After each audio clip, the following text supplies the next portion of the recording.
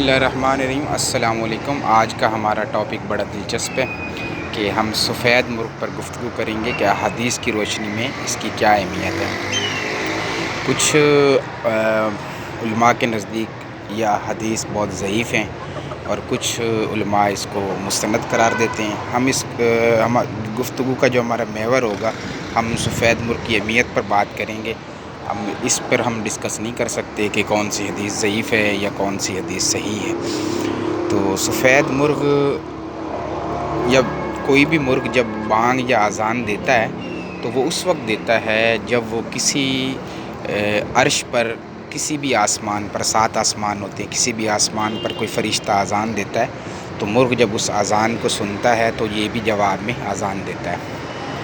تو اس لیے اگر آپ کا مرغ بے وقت اذان دے تو آپ پریشان نہیں ہو کہ یہ مرغ اس فرشتے کی آواز سن کر اب اذان دیتا ہے۔ ایک تو بات جناب یہ ہو گئی۔ دوسرا یہ ہے کہ آپ نے دیکھا ہوگا کہ کافی لوگ جو عامل حضرات ہیں وہ لوگوں کو منع کرتے ہیں کہ رات کے اوقات میں نہ نکلا کریں یا رات کے اوقات میں اپنی ایکٹیویٹیز کم کر دیں۔ اس کی وجہ یہ ہوتی ہے کہ رات کا وقت شیاطین اور جنات کا ہوتا ہے، تو وہ ویرانوں میں یا دوسری جگہوں پر جنات اور شیاطین گھوم رہے ہوتے ہیں۔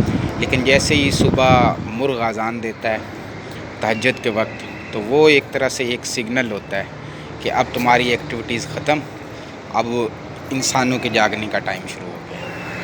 اس لیے احتیاط کیا کریں کہ رات کے وقت ویرانوں سے، بیابانوں سے میں نہ گزریں، نہ ہی وہاں پہ ایسی کوئی ایکٹیویٹیز رکھیں، کیونکہ اس وقت آپ پر ان شیاطین یا جنات کے اثرات ہونے کے بہت سے چانسز ہوتے ہیں۔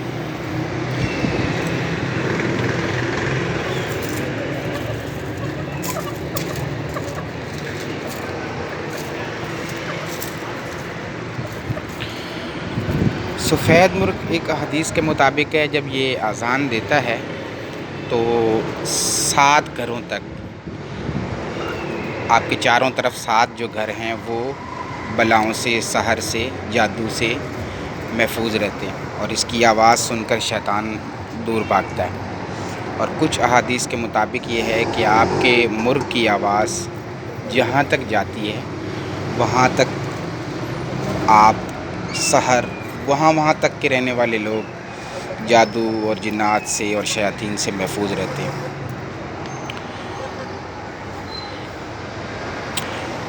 کچھ احادیث میں ہے کہ 40 گھروں تک اس کے اثرات ہوتے ہیں۔ بہرحال ایک مرغ کی اذان، مرغ کی بانگ بہت ہی فائدہ مند ہے کہ آپ کو شیاطین اور سحر سے بچاتی ہے۔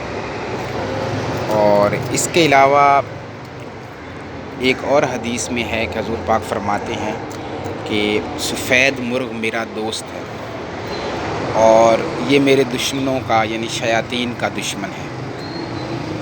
تو اس حدیث سے بھی سفید مرغ سے انسان کو بڑی محبت ہو جاتی ہے کہ، اور حضور پاک نے بھی اپنے پاس ایک سفید مرغ رکھا ہوا تھا۔ حضور پاک پسند فرماتے تھے کہ سفید مرغ کو پالنا۔ تو جناب سفید مرغ میں پھر یہ ہے کہ میرے خیال میں ہیرا سے بڑھ کر کوئی سفید مرغ نہیں ہو سکتا، کیونکہ ایک ہیرا ہی ایسا واحد اصیل ہے جس میں ہر طرح کی کوالٹی پائی جاتی ہے۔ اس میں اس کی نوک، نلیاں یعنی پاؤں وغیرہ، آنکھیں، سب کچھ سفید ہوتا ہے۔ تو سفید مرغ کی کنڈیشن پر پھر صرف ہیرا ہی اترتا ہے۔ باقی اگر کوئی ایسا مرغ جس کی آنکھیں یا نوک، نلیاں پیلی ہوں گی، کالی ہوں گی، تو وہ پھر سفید کی کیٹیگری میں نہیں آئے گا۔ اگر سفید مرغ آپ نے اس مقصد کے لیے رکھنا ہے کہ آپ جادو، سحر سے اور شیاطین اور جنات سے محفوظ رہیں، تو پھر آپ ہیرا ہی رکھیں۔ دوسرا مرغ جس میں کسی بھی قسم کا دوسرا کلر شامل ہوگا اور سفیدی غالب ہوگی، ہاں ویسے مرغ رکھنا بہت اچھا ہے، اس سے بھی آپ سحر سے محفوظ رہتے ہیں۔ اور اللہ تعالیٰ نے کیا ہی سسٹم بنایا ماشاءاللہ سے کہ یہ مرغ اذان دیتا ہے، آپ کو ایک طرح سے الارم ہے کہ اب نماز کا وقت ہو گیا۔ جو ایک ٹرلا یا دیسی مرغ ہوتا ہے وہ بے وقت اذان دیتا ہے۔ اصیل جتنا خالص ہوگا اس کی ایک خصوصیت یہ بھی ہوگی کہ وہ اذان بالکل وقت پر دے گا، ایک تہجد کے وقت دے گا، پھر فجر کے وقت دے گا، اور اس کے بعد ظہر عصر مغرب عشاء کے قریب اذان دے گا۔ زیادہ تر وہ تہجد اور فجر کی اذان دیتا ہے، جب انسان غافل ہوتا ہے تو اس کو جگاتا ہے۔ ظہر عصر اور مغرب عشاء پر وہ کم بانگ دیتا ہے، کیونکہ اس وقت موسٹلی سب لوگ جاگے ہوتے ہیں۔ تو یہ ماشاءاللہ سفید مرغ کا تعارف بھی تھا، کچھ احادیث کی روشنی بھی تھی۔ امید ہے آپ کو آج کی ویڈیو بہت پسند آئی ہوگی۔ تو یہ ماشاءاللہ آپ ہمارے ہیرا کا شوق بھی کریں۔ یہ اب 9 مہینے کے ہو چکے ہیں۔ یہ مرغا ہے اور یہ مرغی ہے ماشاءاللہ سے۔ ابھی تھوڑی دھوپ بھی پڑ رہی ہے، ہو سکتا ہے آپ کو پکچر کلیئر نظر نہ آ رہی ہے، لیکن ماشاءاللہ سے ان کا شوق کریں۔ اس کی آنکھ دیکھیں ماشاءاللہ، آنکھ جو ہے بلیک ڈاٹ اس کا سفید، بلیک ڈاٹ کے گرد سارا سفیدی ہے، اور پھر آنکھ کے گرد ٹاپ پر رنگ بنا ہوا ہے۔ یہ دیکھیں ماشاءاللہ سے۔